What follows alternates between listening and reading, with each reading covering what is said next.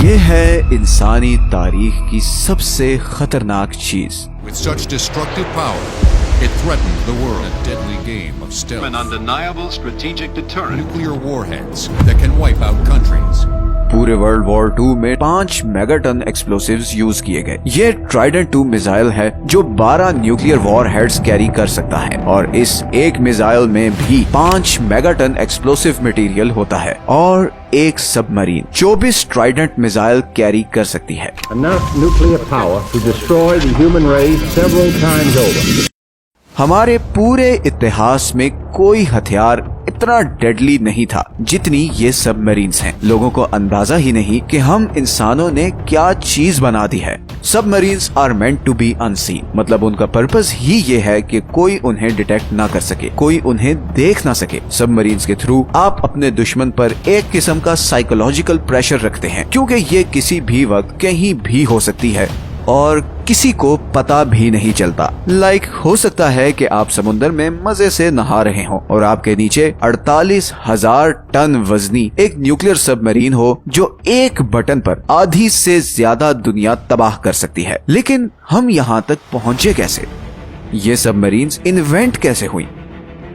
एक सबमरीन 3 से 4 महीने समुद्र के इतना नीचे कैसे रह सकती है? और सबसे बढ़कर मैं ये क्यों कह रहा हूँ कि ये सबमरीन्स पूरी ह्यूमन हिस्ट्री में सबसे खतरनाक चीज हैं। आइए जानते हैं इन सब सवालों के जवाब। सच ये है कि इस वीडियो में हम इंसान हमेशा से अंडर वाटर जाने के तरीके ढूंढते आए हैं। ये एक बहुत पुरानी तस्वीर है अलेक्जेंडर द ग्रेट की, जिसमें वो एक बहुत बड़े ग्लास बैरल में पानी के नीचे जा रहा है। ये करीबन 2000 साल पहले की बात है। फिर 1800 साल बाद लियोनार्डो डा विंची ने अंडर वाटर जाने वाली एक नाव का एक स्केच बनाया। मजे की बात यह है कि लियोनार्डो ने ऐसे सारे स्केचेस बड़े सीक्रेट रखे थे बिकॉज उसे डर था कि इंसान ऐसी शिप्स को एक दूसरे को नुकसान पहुंचाने के लिए यूज करेंगे। फिर 1775 में एक डच साइंटिस्ट ने समुद्र के नीचे जाने वाली बोट बनाई जो कुछ ऐसी दिखती थी। इसे टर्टल बोट कहा जाता था और ये ह्यूमन हिस्ट्री की सबसे पहली सबमरीन थी। डच ने इस बोट को ब्रिटिश के खिलाफ फ्रीडम वॉर में यूज करने की कोशिश की मगर ये डूब गई और सारा एक्सपेरिमेंट फेल हो गया।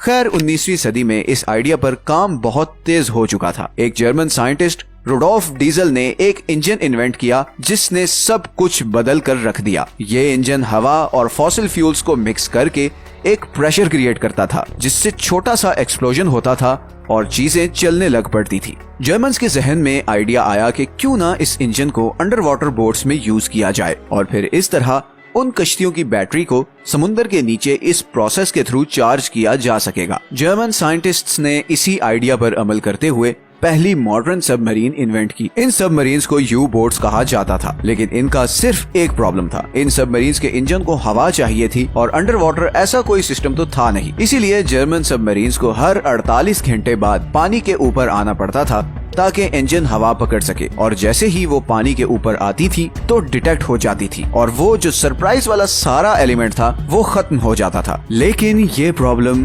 बहुत जल्द सॉल्व होने वाली थी। 20वीं सदी में इंडस्ट्रियल रेवोल्यूशन के बाद एक टेक्नोलॉजी बूम आया। दुनिया की सुपर पावर्स एक से बढ़कर एक खतरनाक हथियार बना रही थी जिससे वो अपने दुश्मनों को तबाह कर सके। अभी वर्ल्ड वॉर 1 की होलनाकियों को 20 साल भी नहीं गुजरे थे कि दुनिया में दोबारा एक विश्व युद्ध शुरू हो गई। 1939 में शुरू होने वाली वर्ल्ड वॉर 2 में करोड़ों लोग मारे गए और वेस्टर्न वर्ल्ड लिटरली खंडर बनकर रह गई थी। जर्मनी वर्ल्ड वॉर 2 हार गया और उसकी ये you boat submarines America, UK और सोवियत यूनियन के हाथ लग गई। इन तीनों कंट्रीज को ये अंदाजा था कि उनके हाथ बहुत जबरदस्त टेक्नोलॉजी लगी है क्योंकि एक बात तो साफ थी कि जिसने भी अब दुनिया पर हुकूमत करनी है उसे इन समुद्रों पर कब्जा करना होगा और यही वो टर्निंग पॉइंट था जिसके बाद इन तीनों कंट्रीज ने सीक्रेटली सबमरीन टेक्नोलॉजी पे बिलियंस ऑफ डॉलर्स की इन्वेस्टमेंट करना शुरू कर दी। इसी सारे पीरियड में 1940 से 1950s के दरमियान साइंटिस्ट्स एटम को स्प्लिट करके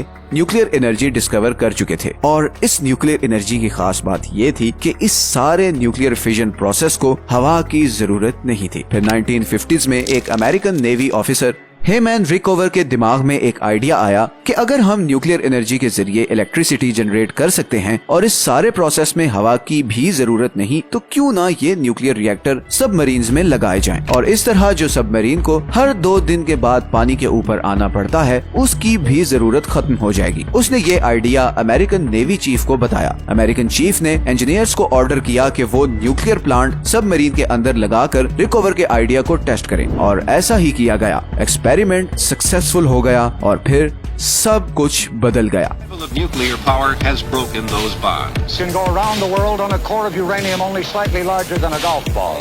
अब सबमरीन्स को हर कुछ टाइम बाद ऊपर हवा में आने की जरूरत नहीं थी। अब एक सबमरीन 20 साल तक अंडर वाटर रह सकती थी। लेकिन जाहिर है इन सबमरीन्स पर ट्रेंड फौजी होते हैं और उनके खाने पीने का भी बंदोबस्त करना पड़ता है। इसीलिए हर 3 महीने के बाद सबमरीन को ऊपर आना पड़ता है ताकि खाने की सप्लाईज को रीस्टॉक किया जा सके और नए फौजी सबमरीन्स पर आए। न्यूक्लियर रिएक्टर लगाने की वजह से अब सबमरीन्स बड़ी आसानी से महीनों तक समंदर की डेप्थ में रह सकती थी। लेकिन सिर्फ अंडर वाटर रहना काफी नहीं था। सोनार अभी भी सबमरीन्स डिटेक्ट कर सकता था। सोनार असल में एक ऐसी टेक्निक है जिसमें आप साउंड वेव्स के थ्रू पानी में चीजें डिटेक्ट कर सकते हैं और उस जमाने में सारे सुपर पावर कंट्रीज इतने एडवांस्ड हो चुके थे कि वो सोनार टेक्नोलॉजी यूज करें। इसी का तोड़ करने के लिए सबमरीन्स को रबर टाइल से कोट किया गया सो दैट सोनार के सिग्नल्स बाउंस ऑफ ना करें। ये इतने बड़े बड़े पंखों का साइलेंट मोड इंजन बनाया गया ताकि पानी में बिल्कुल भी शोर पैदा ना हो और सिर्फ बाहर ही नहीं बल्कि सबमरीन के अंदर भी खामोशी का बहुत ख्याल रखा जाता है।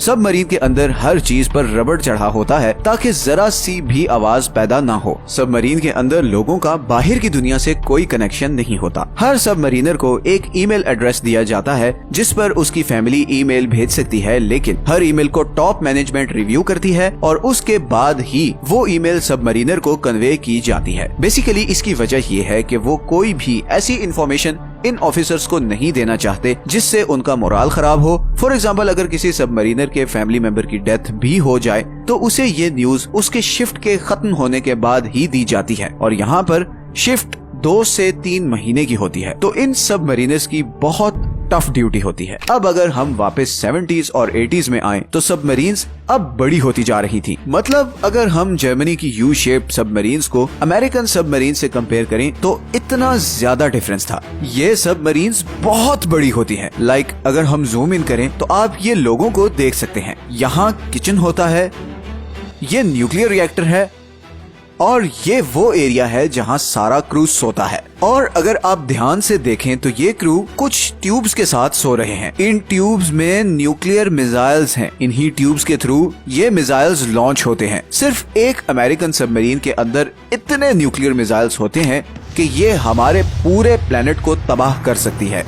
ये सारा कुछ बताने के बाद अगर हम अब सबमरीन्स के असल पर्पस की तरफ आएं तो वो है retaliating a nuclear first strike. इसका मतलब ये है कि अगर कोई country, let's say America, Russia पे न्यूक्लियर अटैक करता है तो रशियन सबमरीन्स समुद्र के नीचे किसी अननोन जगह पर होने की वजह से न्यूक्लियर स्ट्राइक सर्वाइव कर जाएंगी और बदले में वो भी अमेरिका को न्यूक्लियर मिसाइल से टारगेट करेंगी और इन न्यूक्लियर सबमरीन्स को किसी गवर्नमेंट अथॉरिटी की इजाजत की जरूरत भी नहीं होती। सो अगर लेट्स से अमेरिका रशिया पर न्यूक्लियर स्ट्राइक करता है तो रशियन सबमरीन्स के कमांडर्स किसी भी ऑर्डर का वेट किए बगैर अमेरिका पे वापस न्यूक्लियर स्ट्राइक करेंगे। इसीलिए हर सबमरीन के सेफ बॉक्स में सीक्रेट लेटर होता है। अगर किसी कंट्री पर न्यूक्लियर अटैक हो जाए और उस कंट्री की लीडरशिप उस अटैक में मारी जाए तो उस लेटर में ये लिखा होता है कि अब सबमरीन के कमांडर को क्या करना है। इसीलिए ये सबमरीन एक किस्म का साइकोलॉजिकल डिफेंस है जिसकी वजह से दूसरा कंट्री आपके कंट्री पे न्यूक्लियर अटैक नहीं करता और इसीलिए इतने सारे न्यूक्लियर बॉम्ब्स होने के बावजूद रशिया और अमेरिका एक दूसरे पर अटैक नहीं करते। ये सबमरीन्स ही न्यूक्लियर वॉर को रोके हुए हैं। इस वक्त दुनिया में 6 कंट्रीज के पास न्यूक्लियर सबमरीन्स हैं जिनमें America, UK, France, India, Russia और चाइना शामिल हैं। इसीलिए ये सारे कंट्रीज मिलिट्री जायंट्स हैं। जमीन पर न्यूक्लियर वेपन्स होना पावरफुल है, जेट्स में न्यूक्लियर वेपन्स होना भी काफी पावरफुल है। लेकिन इन दोनों ऑप्शंस में आप ये न्यूक्लियर वेपन्स देख सकते हो और इन्हें टारगेट भी कर सकते हो। मगर जब आपके पास न्यूक्लियर सबमरीन्स हो जो खामोशी से समुद्र में घूम सकती हैं, तो आपको अपने दुश्मन पर एक जबरदस्त सरप्राइज एडवांटेज मिल जाता है। सबमरीन्स का एक और बहुत बड़ा फायदा ये है कि ये जासूसी के लिए भी बहुत जबरदस्त हैं। आई एम श्योर आप सब लोग ये बात तो जानते हैं कि इस वक्त दुनिया में सारी communication in under water cables की वजह से होती है। सिर्फ इंटरनेट ही नहीं, मिलिट्री कम्युनिकेशन के लिए भी ये अंडर वाटर केबल्स यूज की जाती हैं और ये समुद्र के इतना नीचे होती हैं कि कोई वहां जाने का सोच भी नहीं सकता सिवाय सबमरीन्स के। 1970s में अमेरिकन इंटेलिजेंस एजेंसीज ने नेवी के साथ मिलकर प्लान किया कि वो रशियन कम्युनिकेशन केबल्स को पैसिफिक ओशन के नीचे ढूंढकर टेप करेंगे। सबमरीनर्स की एक टीम इस एरिया में भेजी गई और उन्हें समुद्र से 120 मीटर नीचे इस एरिया में एक केबल मिली जो सोवियत नेवल बेस से कनेक्टेड थी। अमेरिकन ने उस केबल पर टेप रिकॉर्डर लगा दिया और अब वो सोवियट्स की सारी बातें सुन सकते थे। रशियन सोच भी नहीं सकते थे कि कोई ऐसा कर सकता है। अमेरिकन ने बहुत स्मार्टली ये सब एग्जीक्यूट किया था, लेकिन बस एक छोटा सा मसला ये था कि ये टेप्स बहुत जल्दी फुल हो जाती थी और फिर हर महीने डाइवर्स को जाकर पुरानी टेप्स निकालकर नई टेप्स डालनी पड़ती थी। ये सिलसिला करीबन 8 से 9 साल चलता रहा और सोवियत यूनियन की सारी नेवल स्ट्रेटेजी अमेरिकन के पास पहुंचती रही। फिर फाइनली अमेरिकन इंटेलिजेंस एजेंसी के एक एजेंट ने ये सारी इंफॉर्मेशन $35,000 में रशियंस को बता दी और रशियंस ने ये रिकॉर्डर पकड़ लिया। आज भी कंट्रीज समुद्र में फाइबर ऑप्टिक केबल्स को टेप करते हैं। अगर आप ex-CIA कॉन्ट्रैक्टर एडवर्ड स्नोडेन की रिपोर्ट पढ़ें तो उसमें ऐसी बहुत सी चीजें मिलेंगी। खैर, अगर हम वापस इस क्वेश्चन पर आएं कि सबमरीन की डिस्ट्रक्टिव पावर कितनी है, तो मैं आपको एक डेमोन्स्ट्रेशन से समझाता हूँ। ये ओहायो क्लास सबमरीन है जिसमें न्यूक्लियर मिसाइल्स होते हैं। हर एक मिसाइल के आगे ऐसे कोन शेप्ड वॉर हेड्स होते हैं। जब भी सबमरीन से मिसाइल लॉन्च होता है तो वो ऐसे फुल स्पीड से हमारी अर्थ की एटमॉस्फेयर से बाहर निकल जाता है और वहाँ पहुँचते ही मिसाइल का इंजन ऑफ हो जाता है और फिर ये कोन शेप्ड वॉर हेड्स मिसाइल से निकलकर जमीन पर अपने टारगेट पर आकर फटते हैं। सबमरीन से निकले इस एक मिसाइल की पावर जापान में गिरने वाले एटम बॉम्ब से 12 टाइम्स ज्यादा है और हर सबमरीन ऐसे 24 मिसाइल्स कैरी कर सकती है। ये सबमरीन्स एक एग्जाम्पल है कि हम इंसानों ने एक दूसरे को तबाह करने के लिए कैसी कैसी चीजें इन्वेंट कर ली हैं और ये भी कि हम इंसान अगर चाहें तो हर काम कर सकते हैं। आप जरा थोड़ी देर के लिए सोचें कि पानी के नीचे 3 से 4 महीने बगैर किसी हवा के एक मशीन को चलाना एक इम्पॉसिबल काम है, मगर हम इंसानों ने ये करके दिखाया। क्यों? सिर्फ इसलिए कि हम इंसानों का सारा फोकस पावर, कंट्रोल और पैसे पर है। इमेजिन करें कि जिस वक्त ये फोकस पीस होगा, गरीबी का खात्मा होगा और बीमारियों का क्योर होगा, तो फिर हम इंसान क्या कुछ अचीव करेंगे। अगर आपको आज की वीडियो अच्छी लगी है तो इसे लाइक और चैनल को सब्सक्राइब जरूर कर दें। ये हैं वो सारे सोर्सेज जहां से हमने इस वीडियो के लिए कंसल्ट किया है। मिलते हैं नेक्स्ट वीडियो में। अपना ख्याल रखिएगा। अल्लाह हाफिज।